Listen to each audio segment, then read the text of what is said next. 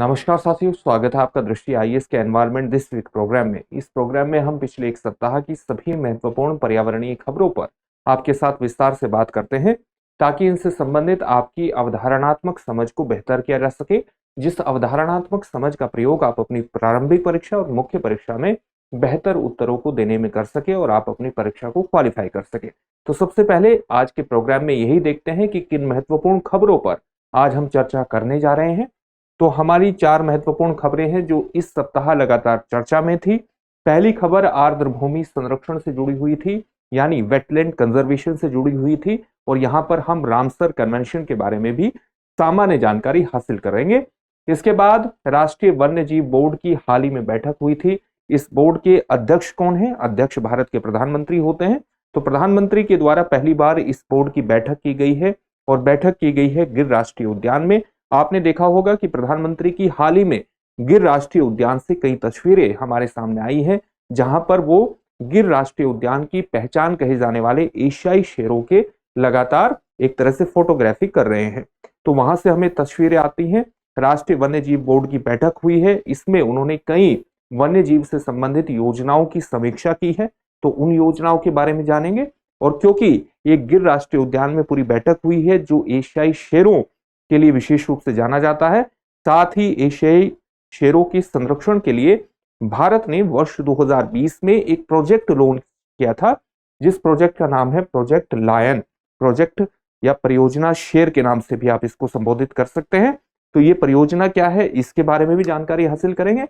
और प्रधानमंत्री का ओवरऑल वन्य जीव अभियान क्या है, किस प्रकार से ये वन्य जीवों के संरक्षण को बढ़ावा देता है, योजनाओं को किस प्रकार से इंप्लीमेंट करने की कोशिश करता है, वो दृष्टिकोण क्या है, इस पर भी जानना, इस पर भी जानकारी हासिल करना महत्वपूर्ण है। इन सभी पक्षों पर बात होगी। और सबसे पहले बात होगी पहली खबर पर, जो कि आर्द्र भूमि संरक्षण यानी वेटलैंड कंजर्वेशन से जुड़ा हुआ है। हाल ही में वेटलैंड कंजर्वेशन को लेकर के लगातार खबरें आ रही हैं कि वेटलैंड कंजर्वेशन कितना जरूरी है, पृथ्वी के कितने बड़े हिस्से को ये कवर करता है। लगातार जो हमारे वेटलैंड्स हैं उनका आकार सिकुड़ता जा रहा है, और न केवल वेटलैंड हमारे खाद्य श्रृंखला को बनाए रखने के लिए जरूरी है, बल्कि जलवायु परिवर्तन की समस्या से निपटने में भी ये एक महत्वपूर्ण भूमिका का निर्वहन कर सकते हैं। और इसलिए वेटलैंड को जलवायु परिवर्तन के व्यापक लक्ष्यों से भी जोड़े जाने की आवश्यकता है।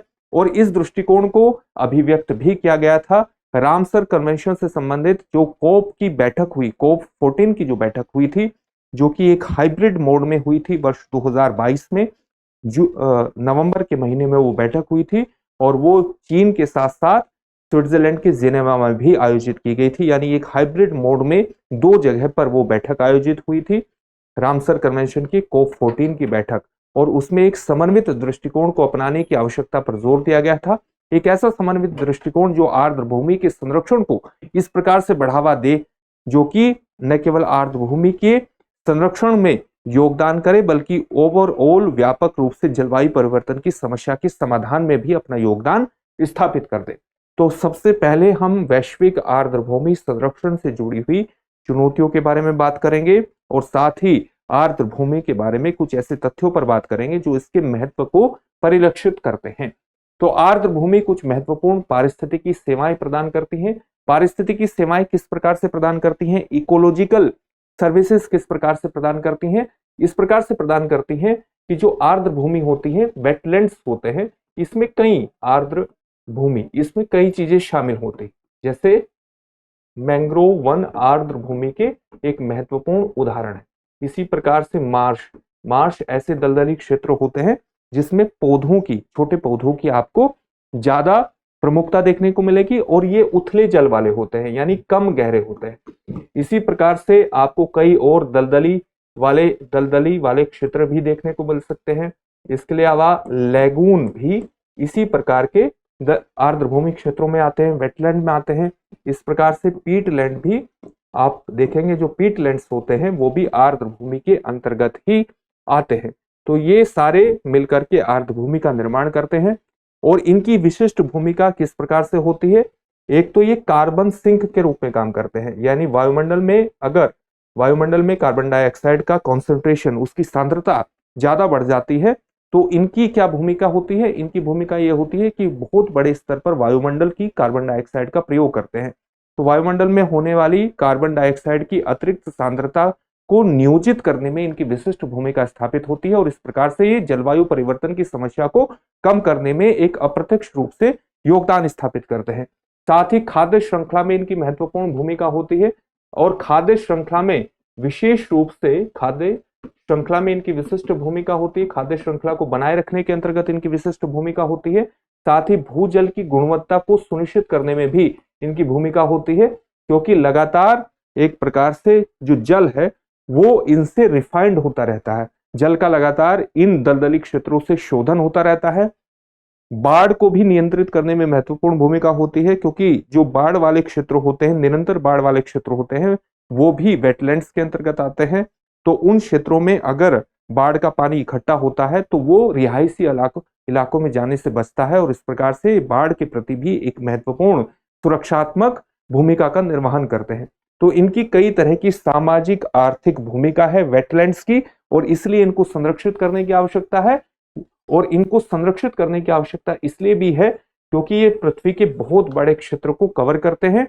आर्द्र भूमियां पृथ्वी की सतह का 6% कवर करती हैं और जो वैश्विक पारिस्थितिकी सेवाएं हैं, जो इस तरह की सेवाएं अभी हमने देखी कि किस प्रकार से खाद्य श्रृंखला को बनाए रखती हैं, भूजल को लगातार शोधित करती रहती हैं और साथ ही जलवायु परिवर्तन में को कम करने में इनकी भूमिका रहती है, क्योंकि कार्बन सिंक के रूप में काम करती हैं। तो इस तरह की अगर हम वैश्विक पारिस्थितिकी सेवाओं की बात करें तो लगभग 40.6% की पारिस्थितिकी सेवाएं इनके द्वारा प्रदान की जाती है, इकोलॉजिकल सर्विसेज इनके द्वारा प्रदान की जाती है। लेकिन आर्द्र भूमि के क्षेत्र में लगातार परिवर्तन हो रहा है, आर्द्र भूमि क्षेत्र लगातार सिकुड़ता जा रहा है, जो चिंता का एक महत्वपूर्ण विषय है।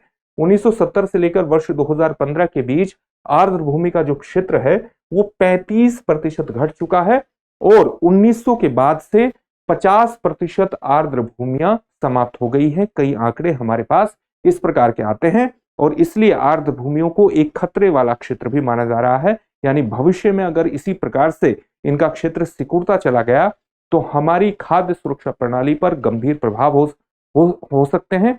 हमारी जो पारिस्थितिकी सेवाएं जो आर्द्र भूमियों के द्वारा प्रदान की जाती हैं उस पर भी गंभीर प्रभाव हो सकते हैं। और इसका कारण क्या है? इसका कारण है बढ़ता हुआ शहरीकरण, औद्योगिकरण यानी इंडस्ट्रियलाइजेशन और जनसंख्या में होने वाली तीव्र वृद्धि और जलवायु परिवर्तन की समस्या। जलवायु परिवर्तन की समस्या से भी आर्द्र भूमि नकारात्मक रूप से प्रभावित होती है। यानी एक प्रकार से तो आर्द्र भूमि जो जलवायु परिवर्तन की समस्या को कम करने में योगदान देती है, लेकिन अगर जलवायु परिवर्तन की समस्या बड़े स्तर पर घटित होती है तो वो आर्द्र भूमियों की कार्य प्रणाली को भी, उनकी पारिस्थितिकी सेवाओं को भी नकारात्मक रूप से प्रभावित करती है। यानी आर्द्र भूमियों के लिए एक खतरा भी बनती है। प्रजातियों की कमी 1970 के बाद से 81% अंतर्देशीय आर्द्र भूमि प्रजातियां, यानी ऐसी प्रजातियां जो कि आर्द्र भूमि क्षेत्र में पाई जाती हैं, उसमें हमें 1970 के बाद से 81% कमी देखने को मिली है और 36% जो तटीय प्रजातियां हैं वो भी घट चुकी हैं, क्योंकि तटीय क्षेत्र भी आर्द्र भूमि के बड़े क्षेत्र हैं। मैंग्रोव वन तटीय क्षेत्रों में है, लेगून जैसी झीलें वो तटीय क्षेत्रों में देखने को मिलती हैं। तो वहां पर जो प्रजातियां पाई जाती हैं, जो वन आप कह सकते हैं कि आर्द्र भूमियों में रहने वाली जो प्रजातियां हैं उन पर भी एक नकारात्मक प्रभाव हमें देखने को मिलता है और इसलिए आर्द्र भूमि संरक्षण की बेहद ज्यादा आवश्यकता है। इसके लिए प्रयास भी किए गए हैं। आर्द्र भूमि संरक्षण के सबसे महत्वपूर्ण प्रयासों में है एक रामसर कन्वेंशन। रामसर कन्वेंशन के बारे में आपने सुना होगा। रामसर कन्वेंशन हमारे सामने कब आता है? रामसर कन्वेंशन हमारे सामने आता है 2 फरवरी 1971 में। रामसर एक स्थल है जो कि ईरान में है और वहीं पर ये एक संधि हुई थी रामसर से जुड़ी हुई, इसलिए इसको रामसर संधि के नाम से जानते हैं, जो आर्द्र भूमियों की वैश्विक संरक्षण से जुड़ी हुई है। और ये लागू कब हुई थी? लागू हुई थी 21 दिसंबर 1975 में ये लागू हुई थी। भारत इससे कब जुड़ा था? 1 फरवरी 1982 में भारत रामसर कन्वेंशन से जुड़ा था। तो इन तथ्यों को विशेष रूप से याद कर लीजिएगा। वैश्विक आर्द्र भूमि संरक्षण का प्रयास करता है रामसर संधि। भारत में वर्तमान में कितने रामसर स्थल हैं? 89। इससे पहले 85 स्थल थे, हाल ही में 4 स्थल और जुड़े हैं, जिससे स्थलों की संख्या, रामसर स्थलों की संख्या कितनी हो गई है? 89 हो गई है। ये आर्द्र भूमि संरक्षण में महत्वपूर्ण योगदान देने वाले स्थल हैं। एक प्रकार से आप ये मानिए कि रामसर कन्वेंशन के अंतर्गत ऐसे आर्द्र भूमि स्थल भारत के, जो कि एक प्रकार से आर्द्र भूमियों के संरक्षण के लिए विशेष प्रयासों की जहां पर जरूरत है, या आर्द्र भूमियों के संरक्षण में या आर्द्र भूमियों के दृष्टिकोण से विशेष रूप से महत्व रखते हैं, ऐसे स्थल है। हाल ही में 4 वे कौन से स्थल है जिन्हें रामसर कन्वेंशन के तहत मान्यता प्रदान की गई है? वे 4 स्थल हैं, 4 रामसर स्थल हैं। झारखंड की उधवा झील, तमिलनाडु का सक्कारा कोट्टई पक्षी अभ्यारण्य, थेरथंगल पक्षी अभ्यारण्य और सिक्किम का खेचो पलरी वेटलैंड। तो ये 4 स्थल है, इनका नाम याद कर लीजिएगा। अभी हमने एक बात कही थी कि किस प्रकार से रामसर कन्वेंशन से जुड़ी हुई जो कॉन्फ्रेंस ऑफ पार्टीज की बैठक है, 14वीं बैठक, वो चीन में और स्विट्जरलैंड के जिनेवा, चीन के हुबेई प्रांत में और स्विट्जरलैंड के जिनेवा में एक साथ हुई थी। और नवंबर 2022 में ये बैठक हुई थी COP 14 की, जो रामसर कन्वेंशन से, रामसर कॉन्फ्रेंस ऑफ पार्टी से जुड़ी हुई है। और इसमें आर्द्र भूमि संरक्षण को व्यापक विकास लक्ष्यों, जैसे कि सतत विकास लक्ष्य जो कि निर्धारित किए गए हैं, 17 सतत विकास लक्ष्य है जिनको वर्ष 2030 तक प्राप्त करना है। जलवायु परिवर्तन की समस्या का निवारण और जैव विविधता लक्ष्यों के साथ एकीकृत करने, इंटीग्रेट करने की आवश्यकता पर जोर दिया गया। हमें इस प्रकार से इसे समझना चाहिए कि आर्द्र भूमि संरक्षण की जो आवश्यकता है उसको एक अलग थलग आवश्यकता के रूप में नहीं समझा जाना चाहिए, बल्कि जलवायु परिवर्तन की व्यापक समस्या के परिप्रेक्ष्य में उसको समझने की आवश्यकता है। और साथ ही अगर हम कई SDG लक्ष्य हमारे ऐसे हैं कि अगर हम उन्हें प्राप्त करना चाहते हैं तो आर्द्र भूमि संरक्षण को बढ़ावा देना जरूरी है। जैसे कई SDG लक्ष्य हैं, जैसे एक लक्ष्य है गरीबी का निवारण करना, गरीबी को समाप्त करना, एक लक्ष्य है असमानता को समाप्त करना, एक है जलवायु परिवर्तन की समस्या का समाधान करना, या जो पर्यावरण में गिरावट हो रही है उसकी समस्या का समाधान करना। अगर हम समाज में असमानता को दूर करना चाहते हैं तो इसके लिए जरूरी है कि दूर दराज के क्षेत्रों में सामाजिक आर्थिक रूप से वंचित समुदायों को हमें आर्थिक विकास से जोड़ना होगा। इनकी आर्थिक विकास की, जो सामाजिक आर्थिक विकास की पृष्ठभूमि है, वो आर्द्र भूमि क्षेत्रों के आसपास भी बहुत बड़े स्तर पर विद्यमान है। जो इनका आजीविका का तरीका है वो इतना बेसिक है कि आर्द्र भूमि संरक्षण इनके सामाजिक आर्थिक विकास में भूमिका निभा सकता है। और इनकी जो एक असमानता फैली हुई है आय के स्तर पर, अगर हम आर्द्र भूमि संरक्षण के माध्यम से इनके सामाजिक आर्थिक विकास को बढ़ावा देते हैं तो एक असमानता को भी कम कर सकता है, गरीबी को भी कम कर सकता है, और एनवायरमेंटल डिग्रेडेशन यानी पर्यावरण में होने वाली हानि को भी कम कर सकता है। और उस हानि को कम करने में ऐसे समुदाय जो कि इस तरह के स्थलों के पास स्थित है, उनके योगदान को भी आर्द्र भूमि संरक्षण में स्थापित कर सकता है। तो हम इसको एक व्यापक संरक्षण योजना के रूप में ले सकते हैं। और यही अपेक्षा COP 14 की बैठक में जो आर्द्र भूमि से जुड़ी हुई है की गई है। एक वैश्विक स्वीकृति भी इस पर हासिल है। आर्द्र भूमि संरक्षण को जलवायु परिवर्तन, जैव विविधता की हानि और अंतर्राष्ट्रीय पर्यावरणीय लक्ष्यों की प्राप्ति के लिए आवश्यक माना जा रहा है, और इस पर एक वैश्विक स्वीकृति भी लगातार बन रही है। भारत में आर्द्र भूमि गिरावट और प्रबंधन से संबंधित कुछ चुनौतियों पर भी बात कर लेते हैं। भारत में आर्द्र भूमि की हानि की बात करें तो भारत ने पिछले 4 दशकों में शहरीकरण और जो बुनियादी ढांचा परियोजनाएं हैं, जो आधारभूत संरचना परियोजनाएं हैं, उसके विकास के कारण अपनी प्राकृतिक आर्द्र भूमियों, नेचुरल जो वेटलैंड्स है, उसका 30% खो दिया है पिछले 4 दशकों में। विशेष तौर से शहरी क्षेत्रों में इसके प्रभाव ज्यादा हुए हैं। जैसे मुंबई और चेन्नई जैसे प्रमुख शहरों में आर्द्र भूमि को गंभीर नुकसान देखने को मिला है। भारत में आर्द्र भूमि प्रबंधन आमतौर पर पारिस्थितिकी यानी इकोलॉजी और पर्यावरणीय पहलुओं पर केंद्रित होता है, लेकिन अधिक व्यापक रणनीतियों की आवश्यकता है, जिस रणनीति की बात हमने रामसर COP 14 की बैठक के परिप्रेक्ष्य में अभी की है, उसी तरह की आवश्यकता यहां पर भी है।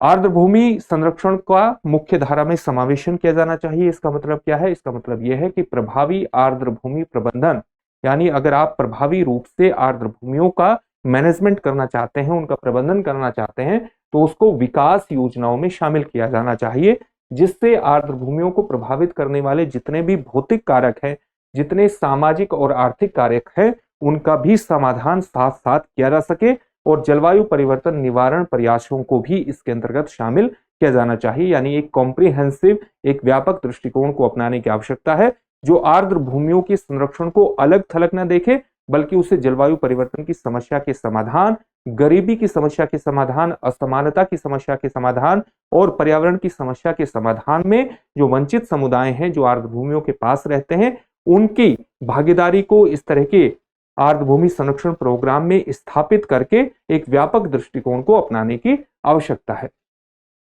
दूसरे टॉपिक की तरफ बढ़ते हैं, लेकिन उससे पहले आपके लिए एक महत्वपूर्ण सूचना है। सूचना क्या है कि इस होली के अवसर पर दृष्टि संस्थान आपके लिए एक विशेष उपहार लेकर आया है।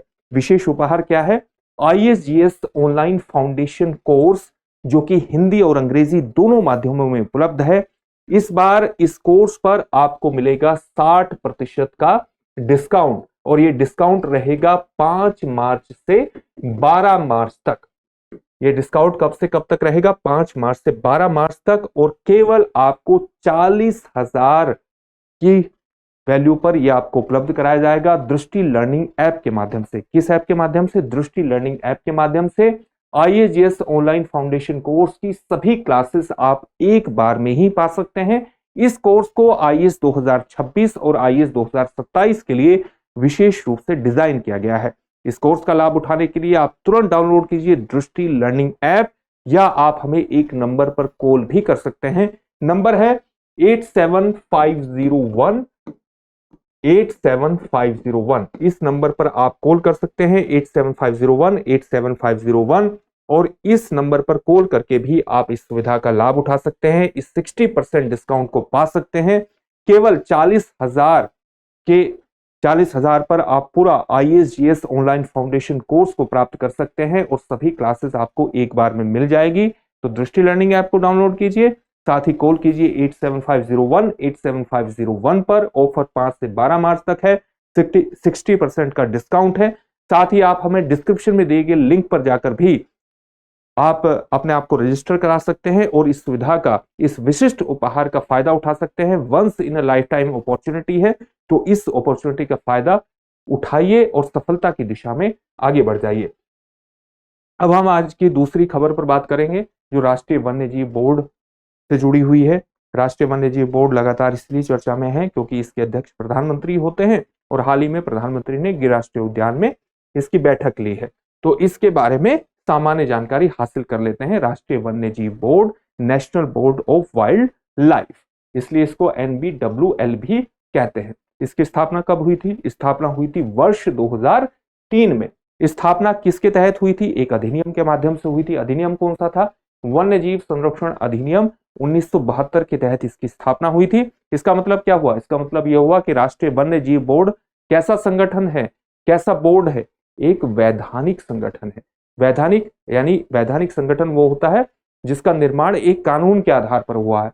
तो वन्यजीव संरक्षण अधिनियम 1972 के आधार पर इसका निर्माण हुआ। इसका मतलब क्या हुआ? इसका मतलब हुआ कि ये एक वैधानिक संगठन है। वैधानिक संगठन वो होते हैं जिनका निर्माण कानून के आधार पर होता है। इसने किसका स्थान लिया था? इसने स्थान लिया था 1952 में स्थापित भारतीय वन्यजीव बोर्ड का।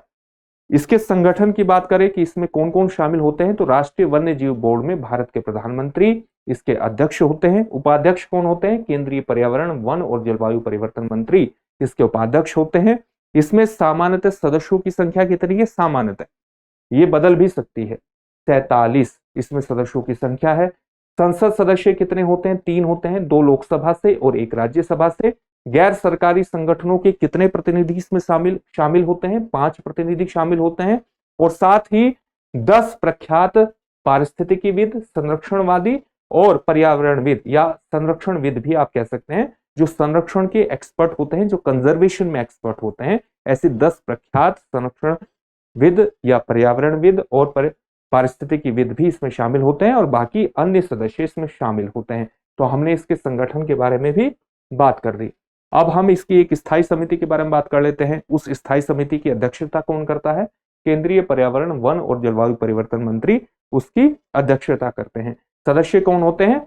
इस national board of wild life के सदस्यों में से उपाध्यक्ष द्वारा यानी जो national board of wild life का उपाध्यक्ष कौन है? केंद्रीय पर्यावरण, वन और जलवायु परिवर्तन मंत्री national board of wild life का उपाध्यक्ष है, लेकिन इसकी जो स्थायी समिति है उसका अध्यक्ष होता है।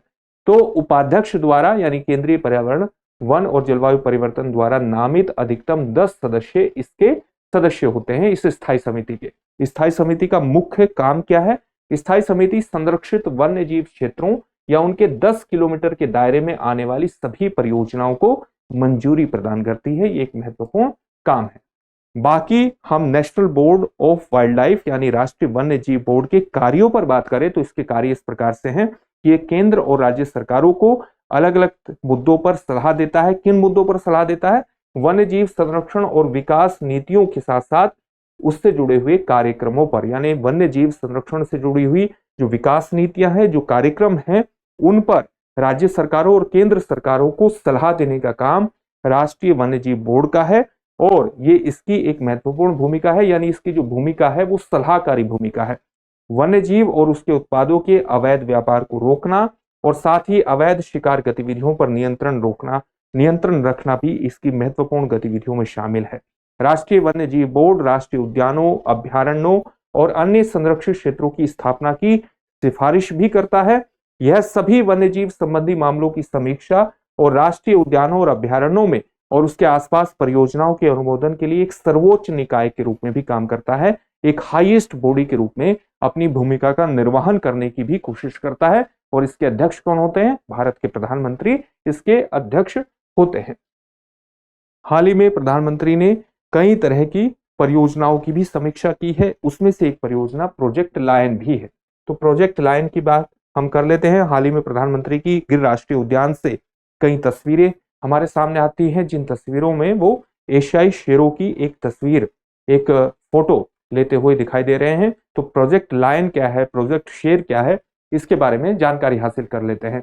प्रोजेक्ट लायन, प्रधानमंत्री मोदी ने 3 मार्च 2025 को विश्व वन्य जीव दिवस पर गिर वन्य जीव अभ्यारण्य का दौरा करते हुए प्रोजेक्ट शेर की समीक्षा की, यानी प्रोजेक्ट लायन की समीक्षा की।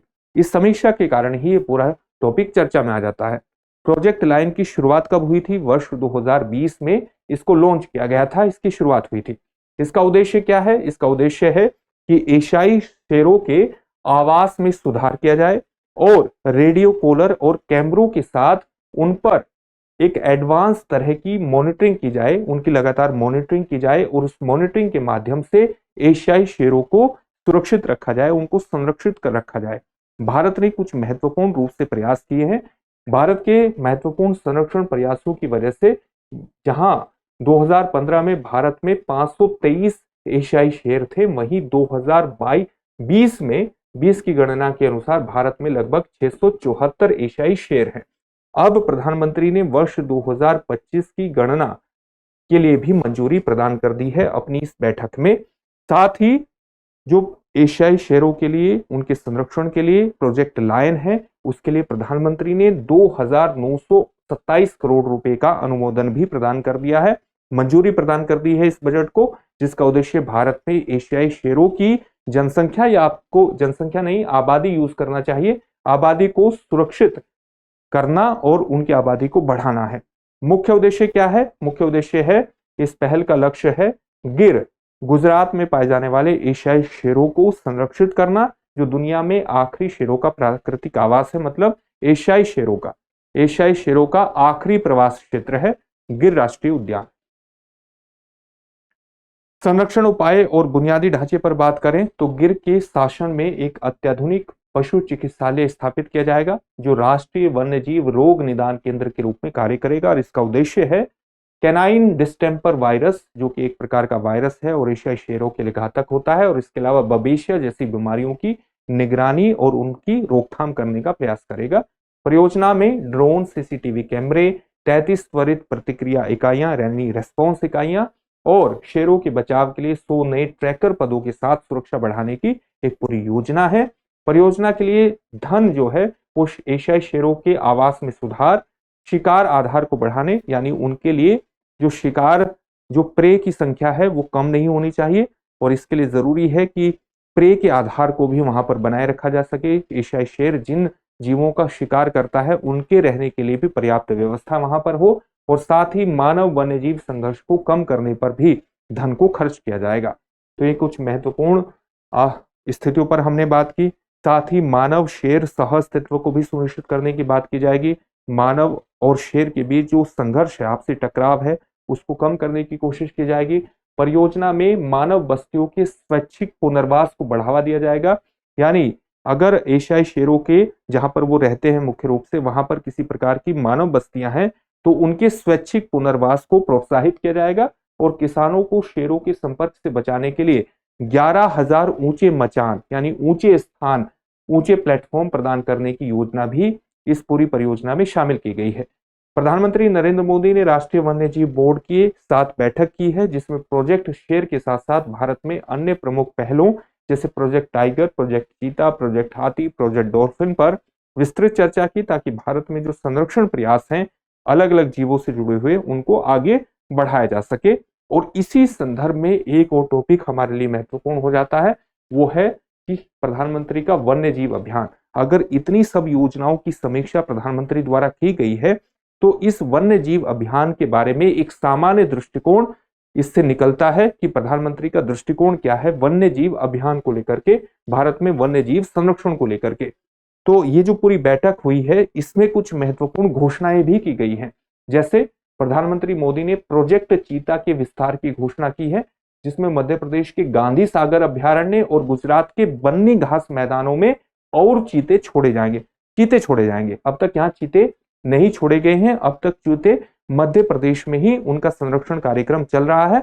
मध्य प्रदेश के केवल एक जगह पर ही प्रोजेक्ट चीता को लागू किया गया है। अब चीते कहां पर लाए जाएंगे? मध्य प्रदेश के गांधी सागर अभ्यारण्य में भी लाए जाएंगे और गुजरात के बन्नी घास मैदानों में भी चीते छोड़े जाएंगे।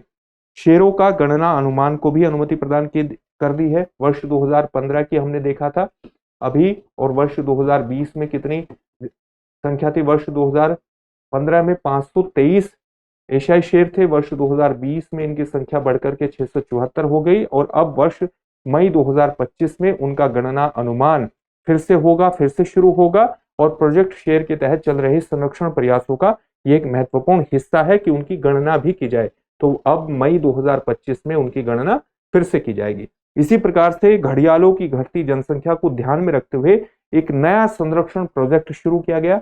ग्रेट इंडियन बस्टर्ड के संरक्षण की बात करें तो ग्रेट इंडियन बस्टर्ड आप जानते हैं राजस्थान का राजकीय पक्षी है। तो ग्रेट इंडियन बस्टर्ड के संरक्षण के लिए एक राष्ट्रीय योजना की घोषणा की गई, और साथ ही इस योजना में जो राज्य स्तर पर प्रयास किए जा रहे हैं उनका भी ख्याल रखा जाएगा। तो कुछ महत्वपूर्ण घोषणाएं हुई हैं जो प्रधानमंत्री के वन्य जीव दृष्टिकोण को, वन्य जीव अभियान को प्रदर्शित करती हैं।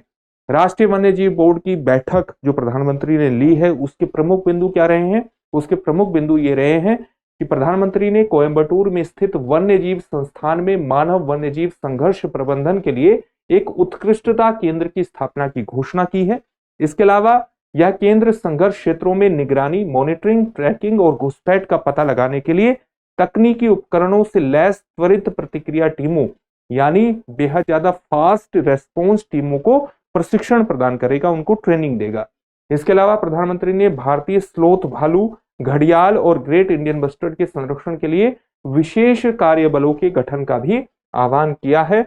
उनका भी गठन भविष्य में आपको देखने को मिल सकता है।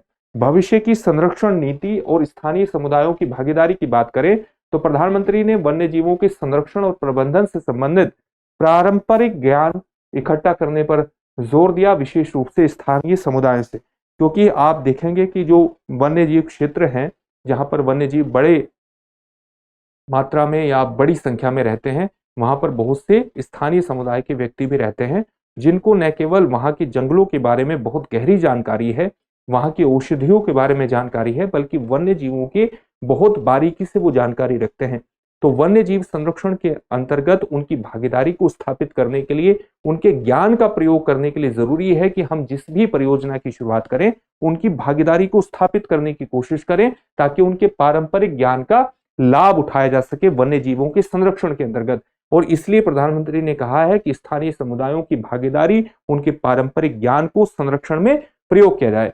उसी प्रकार से प्रधानमंत्री ने जंगलों की आग, मानव मानव जानवर संघर्ष जैसे मुद्दों को हल करने के लिए रिमोट सेंसिंग, भूस्थानिक मानचित्रण, जियोस्पाशियल जो मैप है, आर्टिफिशियल इंटेलिजेंस यानी एआई और मशीन लर्निंग का उपयोग करने की भी सिफारिश की। और प्रधानमंत्री ने वन्य जीव संरक्षण प्रयासों में स्थानीय समुदायों की भागीदारी के महत्व को रेखांकित किया। ये बात हम कर चुके हैं। और विशेष तौर से उन्होंने एशियाई शेरों के साथ एक तरह से सहअस्तित्व में रहने वाले एक समुदाय का जिक्र किया, जिस समुदाय का नाम है मालधारी समुदाय, जिन्होंने एशियाई शेरों के संरक्षण में महत्वपूर्ण भूमिका निभाई है। प्रधानमंत्री ने इस समुदाय की सराहना भी की है। यानी प्रधानमंत्री का एक विशिष्ट दृष्टिकोण यह है कि न केवल वन्य जीवों के संरक्षण में टेक्नोलॉजी का बड़े स्तर पर इस्तेमाल किया जाए, मशीन लर्निंग का इस्तेमाल किया जाए, आर्टिफिशियल इंटेलिजेंस कृत्रिम बुद्धिमत्ता का इस्तेमाल किया जाए, बल्कि स्थानीय समुदायों के पारंपरिक ज्ञान का भी इस्तेमाल किया जाए। इन सभी टॉपिक से संबंधित एक एक प्रश्न देखेंगे, लेकिन उससे पहले आपके लिए एक और महत्वपूर्ण सूचना है। और सूचना यही है कि इस होली पर दृष्टि संस्थान आपके लिए एक और विशिष्ट उपहार लेकर के आया है। कई विशिष्ट उपहार आपको मिल रहे हैं। एक और विशिष्ट उपहार है, और वो विशिष्ट उपहार ये है कि दृष्टि लर्निंग ऐप पर उपलब्ध हमारे सभी ऑनलाइन कोर्सेज पर 5 से 12 मार्च तक 60% का डिस्काउंट रहेगा। इसके अलावा सभी बुक्स और टेस्ट सीरीज पर भी आपको 40% की छूट मिलेगी। इस सुविधा का लाभ उठाने के लिए तुरंत डाउनलोड कीजिए दृष्टि लर्निंग ऐप, और साथ ही आप हमें एक नंबर पर भी कॉल कर सकते हैं। नंबर है 8750187501। इसके अलावा डिस्क्रिप्शन में दिए गए लिंक पर जाकर भी आप इस सुविधा का लाभ उठा सकते हैं। ये once in a life time opportunity है। इस सुविधा का लाभ उठाइए और साथ ही सफलता की दिशा में इस सुविधा का लाभ उठा करके बढ़ जाइए। अब इन सभी टॉपिक से संबंधित एक एक प्रश्न देखते हैं। प्रश्न क्या है? रामसर कन्वेंशन का उद्देश्य क्या है?